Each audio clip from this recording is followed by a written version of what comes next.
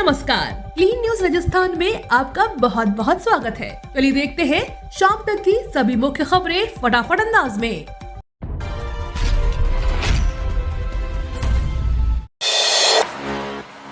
सचिन पायलट ने किया आलाकमान से बात, बोले अशोक गहलोत छोड़े सीएम पद। राजस्थान कांग्रेस के सियासी संकट में अब गेंद आलाकमान के पाले में है। सोनिया गांधी अशोक गहलोत गुट के कुछ नेताओं के एक्शन का फैसला ले सकती है। अजय माकन अपनी रिपोर्ट सोनिया गांधी को देंगे। इधर जयपुर में अशोक गहलोत और सचिन पायलट दोनों में चुप्पी साध रखी है। सचिन पायलट भी अभी तक अपने जयपुर आवास पर ही है, तो अशोक गहलोत भी आलाकमान के अगले कदम पर नजर रखे है। कांग्रेस अध्यक्ष पद को लेकर उनके नामांकन पर भी संशय बरकरार है। वर्ल्ड टूरिज्म डे पर राजस्थान में पर्यटकों का राजस्थानी परंपरा से स्वागत, फ्री एंट्री।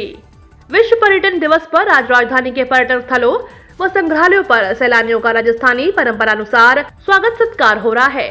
पर्यटकों का तिलक लगाकर और माला पहनाकर स्वागत किया जा रहा है। पर्यटन स्थलों पर लोगों को निःशुल्क प्रवेश दिया जा रहा है। वहीं पर कोटे में सुबह हेरिटेज वॉकवे का आयोजन किया गया। शहर के आमेर महल, हवा महल, जंतर मंतर सहित सभी पर्यटन स्थलों पर राजधानी लोक रंग की छटा बिखर रही है। आमेर महल में सुबह से ही पर्यटकों का तिलक लगाकर और माला पहनाकर स्वागत सत्कार किया जा रहा है। महल में लोक कलाकार अपनी प्रस्तुति दे रहे हैं, जिनके साथ देशी विदेशी सैलानी भी नाचते नजर आ रहे हैं। राजस्थान कांग्रेस के सियासी संकट पर प्रमोद तिवारी बोले, थोड़ी प्रतीक्षा और धैर्य रखिए, शुभ समाचार मिलेगा। कांग्रेस अध्यक्ष चुनाव के बीच राजस्थान में पार्टी की अंदरूनी कलह एक बार फिर से खुलकर सामने आ गई। मुख्यमंत्री अशोक गहलोत और राज्य के पूर्व उप मुख्यमंत्री सचिन पायलट के खेमे आमने सामने हैं। राजस्थान कांग्रेस के दोनों गुटों में आपसी लड़ाई पर एक बार फिर से सियासी बयानबाजी शुरू हो गई है। कांग्रेस के दिग्गज नेता प्रमोद तिवारी ने इस मामले पर प्रतिक्रिया दी है। उन्होंने कहा, जब नेतृत्व पर भरोसा है और पार्टी पर भरोसा है तो नुकसान होगा या फायदा होगा, यह स्थानीय स्तर पर भी हो सकता है। हो सकता है कि मैं किसी को पसंद करूं और किसी को नहीं पसंद करूं। ये भी हो सकता है कि ऊपर से किसी को थोप दिया जाए या रायशुमारी नहीं की जाए, लेकिन सबके विचार आने के बाद ही हमारा नेतृत्व निर्णय लेगा। बच्चों को मिलेगा जीव, जंगल और वनस्पति को जानने का मौका। प्रदेश के टाइगर रिजर्व का करेंगे भ्रमण। राजस्थान में वन्य जीव सप्ताह के दौरान प्रदेश के सभी टाइगर रिजर्व में अब 500 से अधिक स्कूली बच्चे टाइगर रिजर्व का भ्रमण करेंगे। इसको लेकर वाइल्ड लाइफ से जुड़े अधिकारियों ने तैयारी कर ली है। इस शैक्षणिक भ्रमण को लेकर बच्चों को वन्य जीव, वनस्पतियों, जंगल को करीब से जानने का मौका मिलेगा। खास बात यह है कि 1 अक्टूबर से शुरू होने वाले सप्ताह में प्रतिदिन टाइगर रिजर्व का भ्रमण करवाया जाएगा, जिसके लिए सवारी कंटेनर मंगवाए गए हैं। 1 हफ्ते तक यह बच्चे वन्य जीव का भ्रमण कर सकेंगे, जबकि प्रदेश के अन्य विषधारी जंगलों में भी शिक्षण भ्रमण के दौरान बच्चों को जंगल में घूमने का मौका मिलेगा। महिला निधि से राजस्थान की महिलाओं को ऐसे होगा फायदा। मुख्यमंत्री अशोक गहलोत ने राज्य के स्वयं सहायता समूह के वित्तीय प्रबंधन के लिए राजस्थान महिला निधि की स्थापना के लिए 25 करोड़ रुपए के अतिरिक्त बजट को प्रावधान की मंजूरी दे दी है। सीएम ने 26 अगस्त 2022 को महिला समानता दिवस के अवसर पर महिला निधि की शुरुआत की थी। उन्होंने कहा कि इस निधि से महिलाओं की सामाजिक और आर्थिक उन्नति होगी। इसके माध्यम से समूह की महिलाओं को सुगमता से रोजमर्रा की आवश्यकता, स्वरोजगार व आय अर्जन गतिविधियों के लिए सुलभ व पर्याप्त मात्रा में ऋण उपलब्ध हो सकेगा। इससे प्रदेश की महिलाएं आर्थिक रूप से सशक्त बनेंगी। पायलट गद्दार, उन्हें पुरस्कार देकर सीएम नहीं बना सकते, धारीवाल का बयान।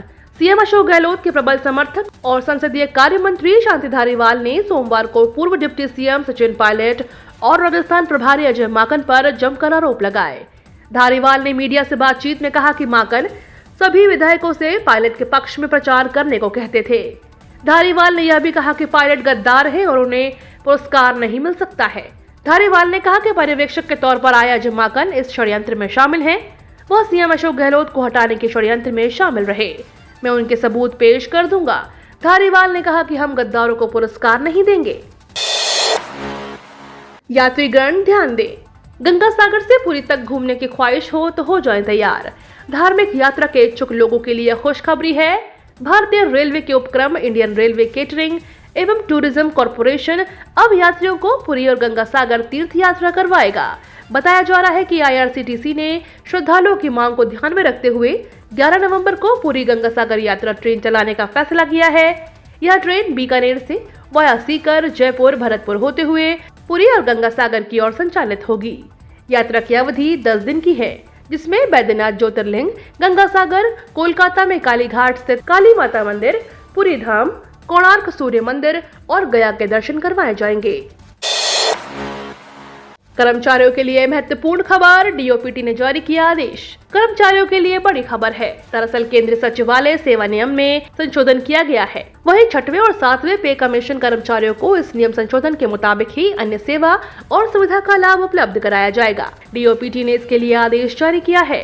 केंद्रीय सचिवालय सेवा नियम 2022 तैयार किए गए हैं, जिसमें केंद्रीय सचिवालय सेवा नियम 2009 के नियम 21 और नियम 23 में संशोधन किया गया है।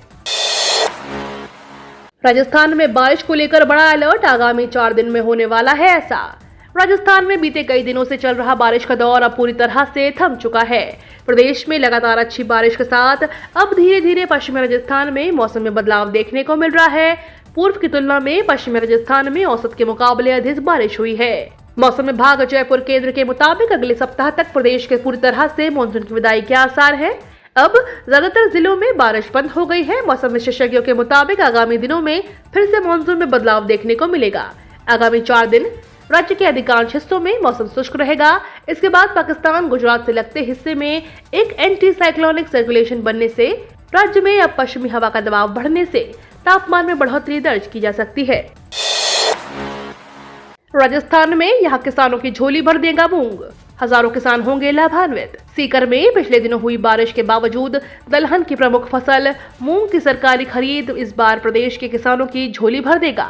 अक्टूबर मध्य के शुरू होने वाली मूंग की समर्थन मूल्य पर अधिक समय पर शुरू होने से हजारों किसानों को कमजोर गुणवत्ता के बावजूद अच्छे भाव मिलने के आसार हैं। कई किसान तो नए मूंग को लेकर मंडियों में पहुंचने भी लगे हैं, लेकिन फिलहाल समर्थन मूल्य से बाजार कम भाव होने के कारण कई किसानों ने मूंग का स्टॉक करना शुरू कर दिया है। समर्थन मूल्य पर खरीद की एजेंसी नेफेड ने प्रदेश में वीसी के जरिए जिलेवार मूंग में उत्पादन और बुआई क्षेत्र की जानकारी मांगी है। वीसी में मूंग की खरीद के लिए समय तय करने पर भी मंथन किया गया है।